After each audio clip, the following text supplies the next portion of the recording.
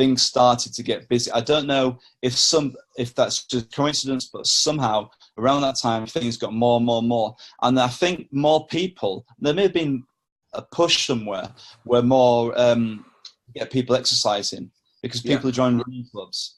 And these people that joined running clubs were the type of people that you would have never normally ever seen at running clubs before. And then they went on to, they looked around and they saw their friends doing a race, and they thought, well, I don't have to do like this 10K race in like 42 minutes, you know, or whatever else to be in this race. I can just go around and do my best. And I think it stemmed from there. Whether it continues on, I don't know. It's funny enough, I had an interview with John Kynaston for the West Island Way podcast years ago, and I remember it was similar in the question about the popularity with trail running. And I remember saying that. I said, well, I think it may be a bit of a phase, and it'll you know, like it'll just gradually die down a bit, but there'll still be a lot of people that will stick to it. But I'm sure this interview that I did with him was in like 2012. So, you know, that's like 7 years. Yeah, it's still, it's still going. Is there, what do you make of Jasmine Paris's success this year on the Montane Spine? Like, that was unbelievable effort, wasn't it? Almost superhuman. Unreal. And some of the women now, you know, I mean, there's always been some strong women, but there's, you know, more things. I think there's more belief for them that they know they can go out there and compete against the men and beat the men hands down. I mean, Shelley Gordon from the Hardmoors, you know, she's thrashed the men numerous times on the, I mean, she won the 160 hour right a few years ago. Wow. And I think it's great. I really do think it's great. And it'd be nice for everything to be what I call level, instead of thinking, you know, like, I'm talking about ultra. I mean, I know sprint, you know, like 200 meters or like, you know, like 10Ks, it's etc. It's a slightly different thing on there. But with ultra running, it just comes down to a lot of mental fortitude, and women have got that. And you know, it was phenomenal what she did at that event. Yeah, absolutely. And it'll be interesting to see what happens with the spine now, to see if they get more.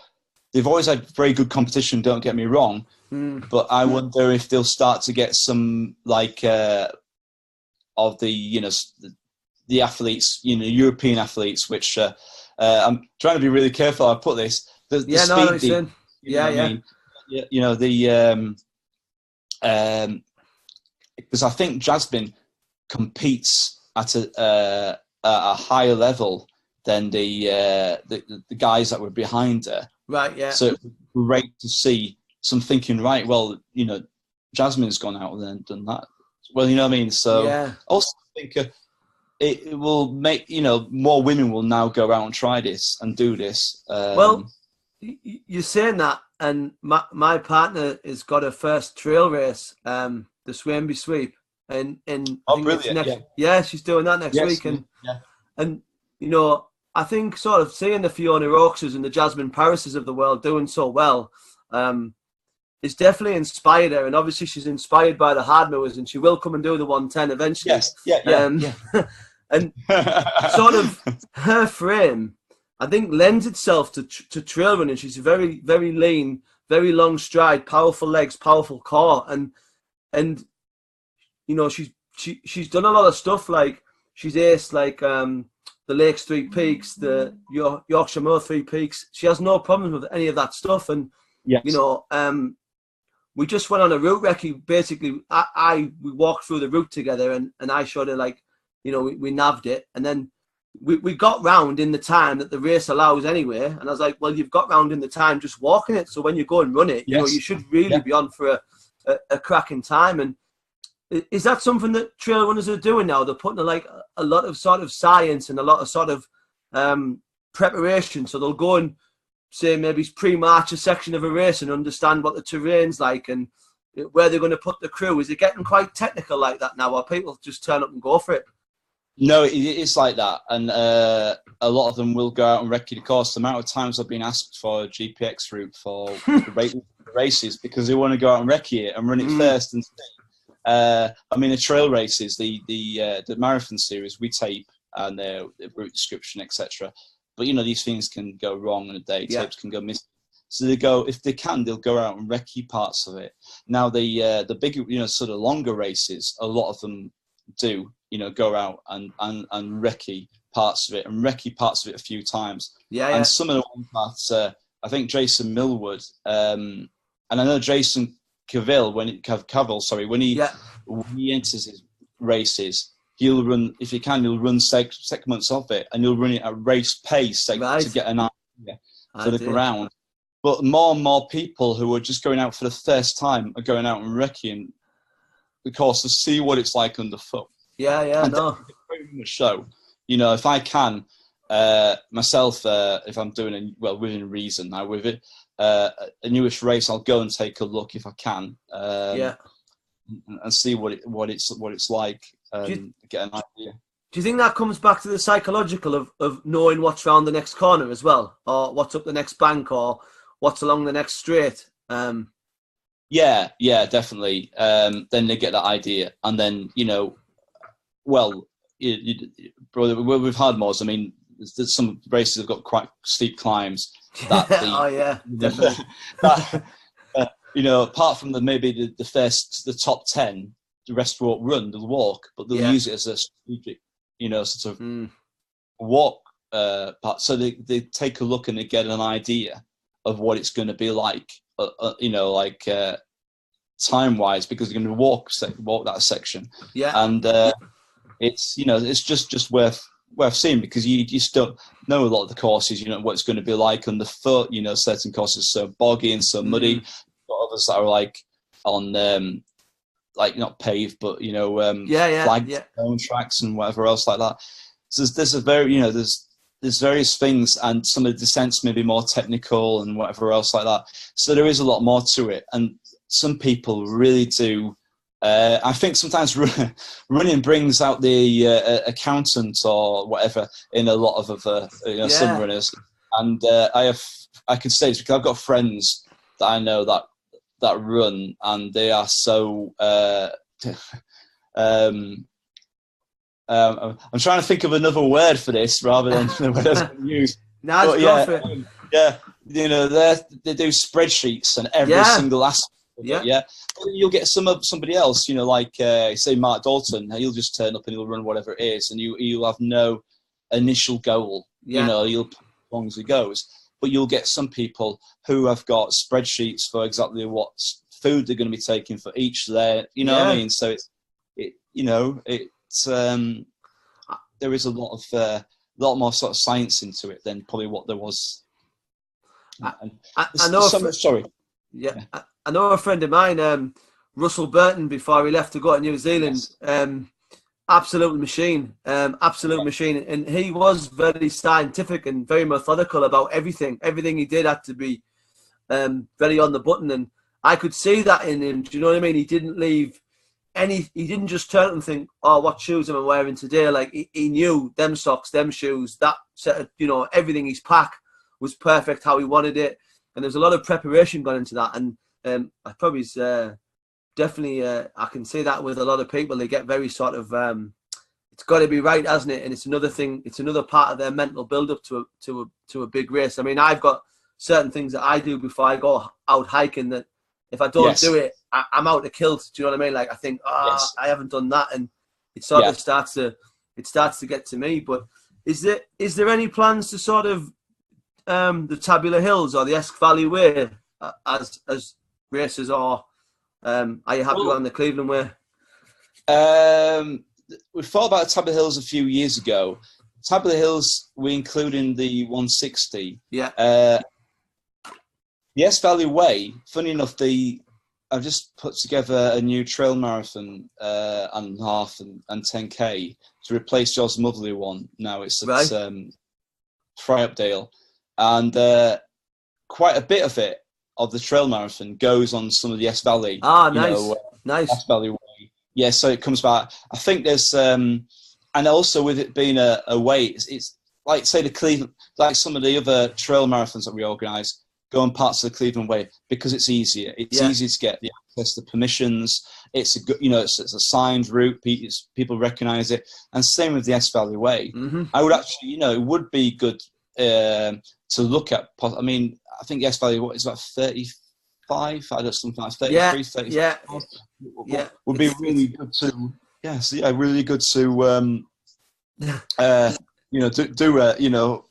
like to. I mean, I haven't run the entirety of it. Actually, I've run lots of it, but probably the source of the start of the sections I haven't. The only sort of bit with it I could sort of see a bit of a problem, and I always laugh because I use it as one of my hiking routes. Is there's a section that actually goes through someone's garden.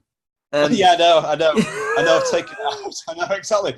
I thought, great, yeah, I know what you mean. It's going to not glazed. You come up the bank, don't you? You come up the bank from the river, and then you just go through the guy's garden, and then out through the back towards the pub. And I just think, it's like, what the hell? So what I've actually done in this trail marathon is actually in the half go that way, but what they do is, instead of going that left, they go up the lane and they cut across and go up to Blaisdell Rig. But yeah, I couldn't believe it. I thought, what? And I went. I did take a look at that when I recorded it. I thought, well, it can't go this way. And it's a shame, because once you go through that garden, there was a nice drop into woods. The woods, climb out, and that was really nice. But I thought, what the hell? I mean, the first time I did that, me and a friend did the whole thing in a wanna, and I was sort of like chief navigator, and I see why you use Waze, because obviously when you're hanging out, your navigation is made easier. However, there's still sections where you still need to be navigationally switched on. And at that, I got to that point, and I was like, I think I was a bit delirious, and I was like, apparently we go left through this guy's house, and I was like, and I think I've gone wrong, because I've never known anything like this in my life, and we must have spent 20 minutes like sort of looking left of it, right of it. Yeah, am I sure where I think I am here? And in the end, the guy come out and went, S Valley Way, it's through my garden. And I was just, I was like, all right, brilliant. I think it was like, I can't remember that, maybe 2 months ago or something. And I went by there, I missed it, the turn off, and I was looking at the map and I couldn't work out what on earth was happening. I went halfway up the road, and then I turned around, and then eventually I saw the sign. I thought, this is crazy, I've come across paths like, sometimes working out a route, like getting the map out and working out a route is fantastic, it's great. And then when you go out on the day and like half the paths aren't there anymore, or you hit like a farmyard where you're going through not just like a normal farmyard, but you're actually clambering over and practically into the garden, thinking, right, that's not going to work. You know what I mean? Yeah, no, exactly. And I think they've fixed it now, but the diversion in Hayburn Wake, I think they've put it back now. The stairs are now back in play. I believe it has. Yeah. But that sort of, what they did is when they went sort of round to the left through the woods and up onto that private road. This year, I had actually someone come out and was really, really super unhappy that 20 people were hiking like sort of past his house. And I had to sort of say, look, we're following the Cleveland Way diversion. Yeah. Now, I understand what you're saying. There's 20 people going past your house, but the National Park, the National Trust, the Ways of, this is the way they've said, look, we need to get round and get you back on the Cleveland Way on the other side. But you've got to be sort of mindful, haven't you? Like, you couldn't set 500 people through that guy's through his back fence, could you? No, I know. Yeah. And I'm very mindful when I go through with my groups of people, and it's I don't know how that happened, and I don't know how easy or how hard it would be to say, can we reroute this please round my garden? I don't know, but yeah, it's definitely the most bizarre one I've ever found, and it does sort of make me think every time I do it. People are going to say, "Are you sure it's through this garden?" And I get that question every single time. It's a funny old. It is awkward, and I know that diversion at Hayburn Wake. They've got it sorted now. It's back open. Hayburn Wake is somebody told me. But it's really awkward. And that's the thing, is quite often somebody will say, I've got a really good route for a race. And then you'll kind of take a look at a map, and you kind of may know some of the bits of the area, or you may go and run some of it. And then it's awful going back to somebody and saying, well, yes, that's really good, but I can't use it as a race because it's kind of going too close to like a house or farm or through a farmyard, or that you can just see straight away somebody going wrong. You know, you got to look for you'll know, you got to look for the problems and what. Especially if you're going through farmyard and sort of livestock and especially sort of farm dogs as well, like certain types of sheep dogs, they can be very territorial. And can you imagine the incident if someone got bitten by a dog? You can't always send 500 people through a farm, can you? And rightly so. That's where your due diligence has to come into play. I mean, to give you, like, talking about the S Valley, I changed part of the route. When you get to Danby, Centre. And I think you go right, and then you go through a field, and you go up, and you go eventually through some houses. I've taken the route so it basically goes left, and it takes a right, and it takes a road steeply up to Danby. Up there to the, I forgot you call it now, the Beacon.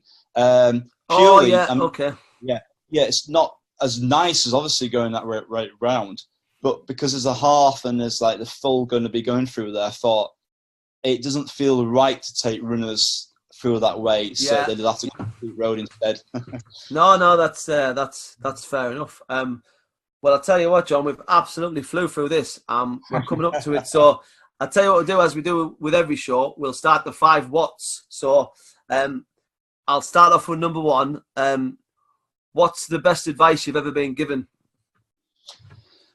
Well, I was thinking about something like this the other day. What was, and the best advice I've come across, I think the thing is to realise that your potential is much, much larger than you can ever, estimate. Whatever it is, you've got. I think that's a huge thing that opens you up to realise that there's so much more that you can put out physically or mentally than you realise, and I think that opens the doors for lots of things. And human potential is so kind of huge. I think that's a massive. A massive thing. Also, another thing is you don't have to follow what everybody else does. You can go your own way again. And also, very much another point as well is what I try and do. It's not always possible for people, but I try and avoid negativity. I try and think out positive. I call them ducks, John. That's what I call them, ducks. They just they all flock together and they all quack and they all eat bread, and I've got no time for it. Second one. There was one other one as well. Go on. Another one was don't eat yellow snow. Sorry. That's a good one. Second, what's on your bucket list? In the immediate future, in the next, before I'm 50, and all right, I'm not 50 now. I'm 50. Sorry, 40. I'm trying to remember how old I'm. 46 in 4 years' time. So I think Badwater definitely. That's one I want to do. I want a few years. Badwater definitely as races. Talking bucket list for races. Badwater. I'd say Spartathlon is on my bucket list, but I've had a couple of failures with that race. Right. I need to go back and complete it. And then there's the Moab 240 in America. It's 200 mile race. I'm just sure there's one or two ones, but they're the ones that stand out for me. But I mean, one that I've always had was Badwater. Always had Badwater. And I've got bucket list things I would like to do in this country. Not so much races, but I'd like to, maybe do the Scottish 4000s or something like that. You know what I mean? You know, some different like long treks, possibly even some cycling stuff in the future. Not that I'm a cyclist, but, you know, just things like that. So yeah, no, it's all very, very testing stuff. No, would you ever consider the Barclay if you could get in? I'd say no, but that would be a lie because, well, not next year anyway. I think, you know, I don't know. You know, it's kind of like I'd say something like this kind of thing. I'd say not. I'd say I say no, but then maybe in a year's time, then I may suddenly think, oh well, you know what I mean. Class. I don't.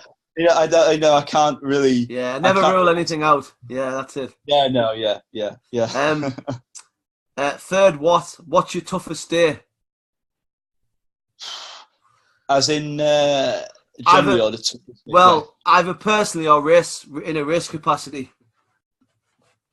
Good. Personally, I think in the past it has been like you know, sort of I suppose deaths. You know, I'm saying deaths because it's Formula One. You know.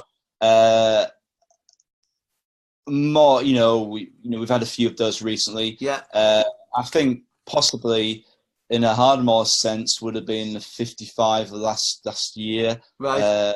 You know, with we had some issues, and throughout the week you felt under the scrutiny, and Jeremy, and I said Jeremy Kyle, whatever his name for radio too, radio and all that business, and it was all blown out of and like.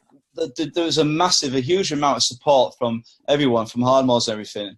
But I was on a real downer for a couple of weeks afterward. It kind of affected me because I felt like I was still questioning myself if I'd done the right thing. I think like 99% of the people thought I'd done the right thing, but it was the radio to figure everything out. Yeah, so, that's interesting that you bring that up actually, because you had so many people jump to you. I remember that, Jeremy Vine. Yeah, I remember so many. I thought to myself, what does Jeremy Vine know about long-distance trail running? Do you know what I mean? It's he doesn't understand the ethos behind the sport for a start, but it's like they just wanted to sensationalise it, didn't they? But you had so many people who came out and just said, we know what we signed up for. The races ran immaculately. It's part and parcel of being a trail runner, a fell runner. You know, it's hard weather conditions is what makes the difference between running in a marathon, road marathon, and sort of doing what you do. And I think the amount of people who came to your aid was a testament to your character. Do you know what I mean? Because obviously they were very, very sort of passionately protecting you, weren't they? And yeah, to have national scrutiny like that, I did think at the time, you know, it must be hard. But you've got broad shoulders, haven't you? So that's how it rolls. Yes, I suppose. Yeah, exactly. You know, it's that is. That's it. I felt very protective, not protective of myself, but protective of Hardmoors, the whole community, and people looking at, you know, you I don't know, you just protect it like your child, I suppose, and then absolutely, understand, you know? Yeah. So race-wise, I think there's been numerous occasions I've had numerous really, really bad races and things that I've ended up. But top of my head, I remember I went out to do the UTMB. I went out 3 times. The first 2 times I didn't get around. The third time I got round. But the second time I stopped and I got timed out at a spot before, like halfway around. And I was so sure I'd get around that time. And then I remember the next day being bussed back and walking through Chamonix. I was still in my running gear, and people clapping me as I was walking along, saying, "Well done, well done." And I hadn't finished. I couldn't explain to them that I'd, sort of pulled out. And I remember sitting down on a bench, and the tears started. You know what I mean? And it was like but I mean, that was like a mentally tough side of things. But I mean, there's been other very, very, very tough parts in races. Very dark places, very bad hallucinations and rotten corpses hanging from trees. I can get really dark. No, it's really good. Number 4, what's the happiest day? So either personally or personal achievement, work achievement, Hardmoors achievement, whichever one you want to choose. Oh, okay, okay. Personally, I'll start with personally.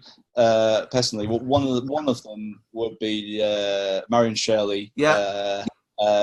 You know, that was that whole time, that whole thing. You know, there has been other personal ones, but you know, it's the first thing that comes into my mind. Yeah, fair play. Running wise, I would say, you know, when I look back on, I think it was completing UTMB on the third attempt, and thinking, and before that point, wondering, well, if I don't get round on my third attempt, how am I going to move on to the races? I don't know. You know, it's like yeah. You know. And then again, finishing the race I mentioned earlier, the hill, which in 2013, and that was the only finisher in that race. So that was that. And then I suppose thirdly, I managed to run the 110 myself. You know, like in 2011, because we only had like 30 odd runners, and I had a really fantastic run on that race, and I was like 6-7 hours quicker than I anticipated I was going to be on the thing, and it was just an amazing day. And then moving on to Hardmoors, I suppose the end of the very first 110 was absolutely amazing, and after that, there's too many times to say, so many fantastic days when you've seen people finish what they've wanted to achieve. No, it's fair enough. The number 5, what's next for Hardmoors and what's next for John Steele? What's next for Hardmoors? At the moment this year, I mean, we've got the races are all this. I mean, when I say there's no new races, there's replacement races. So there's new courses this year, and then it's I think potentially in the future, over the next couple of years, we've been asked to hold a couple of races in the North Yorkshire, the Wolds the Wolds. Oh the Wolds is nice. Yeah. So we may look at holding a trail marathon, a trail half on there. Right. I think at the moment for the North York Moors, you know, over the next sort of couple of years, it'll probably be. I'm always changing bits. I'm always changing the odd bits of route, thinking, well, this could be better, that could be better. And so it's keeping the same amount of races, but trying to make them better, if you know what I mean. Yeah, that makes sense.